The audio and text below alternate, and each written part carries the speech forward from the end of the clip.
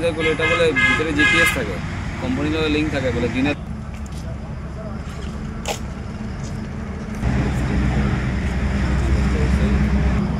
কথা এই যে গ্যাস বেশি লিক হয়ে থাকা নাই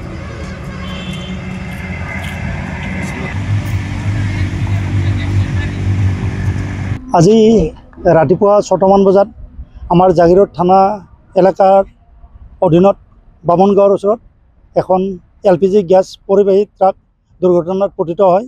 অলৰেডি এই বিষয়ে আমি আইঅ'চিৰ লগত কথা পাতিছোঁ। তেওঁলোকৰ বিশেষজ্ঞ দল আহি আছে। ইয়াত সামূহিকভাৱে আমি ৰাস্তাটো ওৱান ৱে কৰি দিছোঁ ৰাইজৰ চলাচল সুচল হোৱাৰ বাবে। ইয়াত ৰাইজে ভয় কৰাৰ কোনো কাৰণ নাই, কাৰণ বৰ্তমানলৈকে গেছ তেনেকৈ লিক হোৱা নাই আৰু গেছ কোম্পানীৰ পৰা অলৰেডি এক্সপাৰ্ট টিম আহি আছে। তেখেতসকলে আহি যিখিনি কৰণীয় কাম আছে সেইখিনি কৰিব। আৰু গাড়ীখনৰ নাম্বাৰ হৈছে NL01L1102। গাড়ীখন গুৱাহাটীৰ পৰা ডিমাপুৰ অভিমুখে গৈ আছিলে। সামান্য পৰিমাণে অকণমান গেছৰ গুণ আমি পাই আছোঁ, কিন্তু তথাপি ৰাইজ এইটোক লৈ শংকিত হোৱাৰ কোনো কাৰণ নাই। অলৰেডি আমি বিভাগীয় কৰ্তৃপক্ষৰ লগত যোগাযোগ কৰিছোঁ। তেখেতসকলে এক্সপাৰ্ট টিম পঠাই আছে ঘটনাস্থলীলৈকে।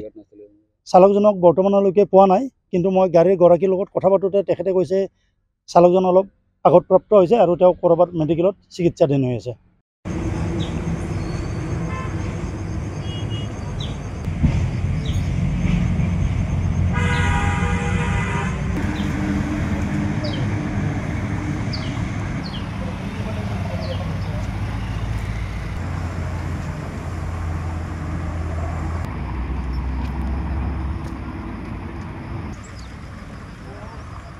এনজয় করলো এটা বলে ভিতরে জিপিএস থাকে কোম্পানির লগে লিংক থাকে বলে দিনে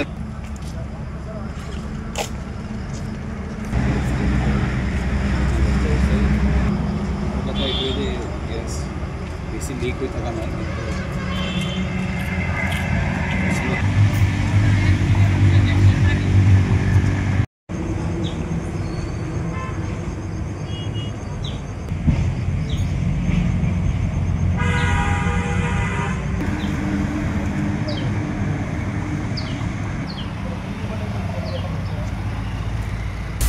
আপুনি বিচৰা বাতৰি পাব কেৱল নিউজ 18 এপত।